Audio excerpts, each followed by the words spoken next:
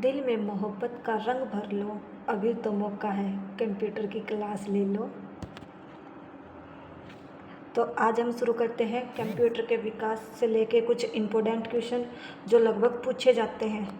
तो देखेंगे क्या रहेगा। पहला क्वेश्चन आता है आपके पास, माइक्रो प्रोसेसर का आविष्कार किस कंपनी ने किया था? किसने किया था सबसे पहले माइक्रो प्रोसेसर का आविष्कार? ये बताएंगे। पहला है IBM, एप्पल, इंटेल, ICL। किसने किया था? इसका राइट आंसर होगा आपके पास इंटेल ने। अगला क्वेश्चन है, वर्तमान पीढ़ी में कंप्यूटर में प्रयोग होते हैं, क्या प्रयोग होते हैं जो वर्तमान यानी 5वीं पीढ़ी चल रही है उसमें? LSI, MSI, ULSI, VLSI। तो इनमें से इसकी कौन सी प्रयोग होती है? LSI का मतलब होता है लार्ज स्केल इंटीग्रेशन।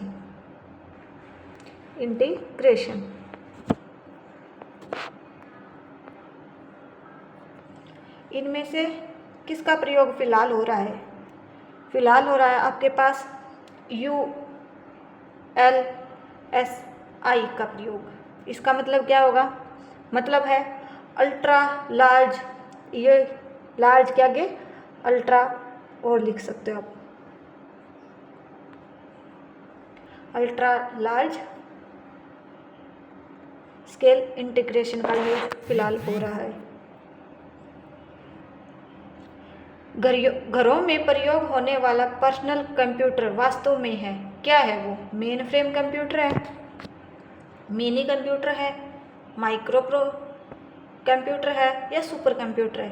फिलहाल जो पर्सनल कंप्यूटर आप यूज कर रहे हो वो कौन से में आते हैं?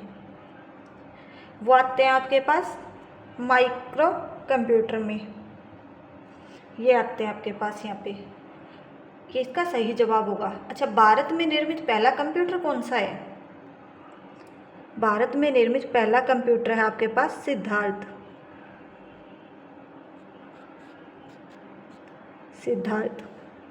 और भारत का पहला सुपर कंप्यूटर कौन सा है?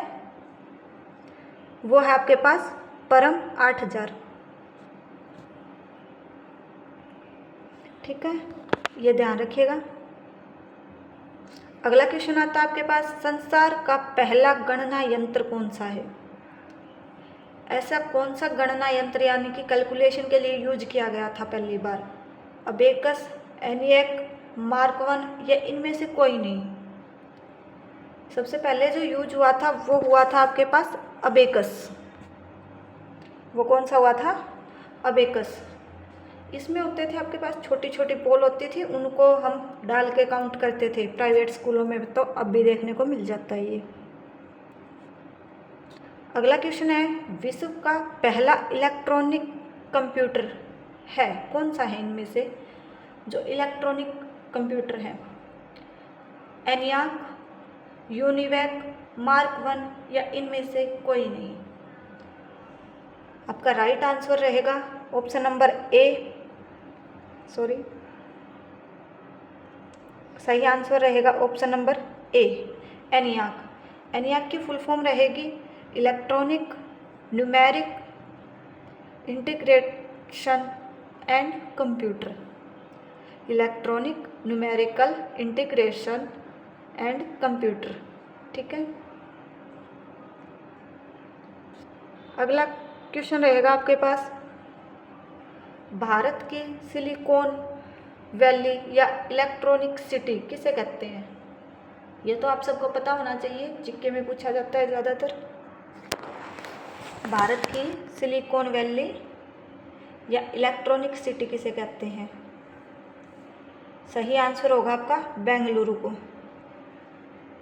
बेंगलुरु कहाँ है ये तो पता होगा, कर्नाटक में। बेंगलुरु कहाँ है? कर्नाटक में। अगला क्वेश्चन आता है आपके पास, वाणिज्यिक उपयोग में आने वाला पहला कंप्यूटर, कॉमर्शियल में कौन सा कंप्यूटर है जो पहले यूज किया गया, व्यापार के लिए यूज किया गया था? मैनियाक, एनियाक, यूनिवैक या एडवैक? इसका राइट आंसर रहेगा आपके पास यूनिवैक। यूनिवैक की फुल फॉर्म आप लिखेंगे यूनिवर्सल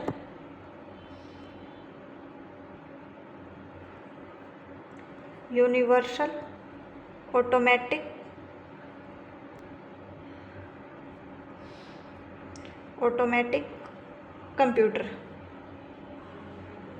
ठीक है, अगला क्वेश्चन रहेगा आपके पास, भारत में निर्मित पहला कंप्यूटर था, इनमें से कौन सा था जो भारत में निर्मित था पहला कंप्यूटर? बताया था थोड़ी देर पहले ही, याद हो ना हो चाहिए, वो था आपके पास सिद्धार्थ।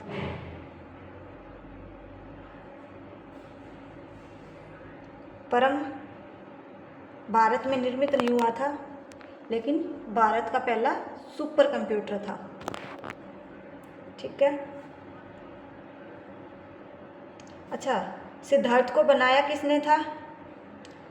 ECI कंपनी ने बनाया था। ECI कंपनी ने इसको बनाया था। ECI की फुल फॉर्म होती है आपके पास Electronic Corporation of India. Electronic Corporation of India. अगला क्वेश्चन है, थर्ड पीढ़ी में कंप्यूटर का मुख्य घटक था, कौन सा था जो इनमें से थर्ड पीढ़ी में आया था? Tube, transistor, IC, LIC। देखो, ट्यूब तो आ गया था आपके पास पहली पीढ़ी में ही, ट्यूब आ गया था आपके पास फर्स्ट में।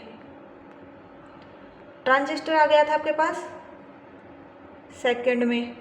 पूछा क्या गया है? थर्ड पीढ़ी का। थर्ड में आया था आपके पास IC। सही जवाब होगा आपका IC। IC की फुल फॉर्म इंटीग्रेटेड चिप।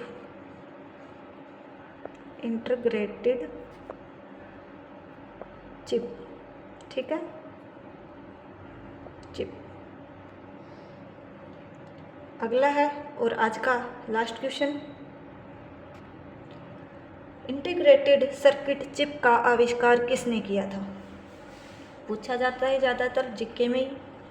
किसने किया था? CV Raman, Robert Naik, James Kilby, Charles Babbage. Charles Babbage ने किस चीज़ का आविष्कार किया था? चार्ल्स बेबेज को कंप्यूटर का फादर बोला जाता है। तो इसका सही आंसर होगा आपके पास जेम्स किल्बी। जेम्स किल्बी ने इसका आविष्कार किया था। आप बताएंगे कि चार्ल्स बेबेज ने किस किस यंत्र का आविष्कार किया था और उनमें क्या क्या फ़र्क था, तो कमेंट करके ज़रूर बताना।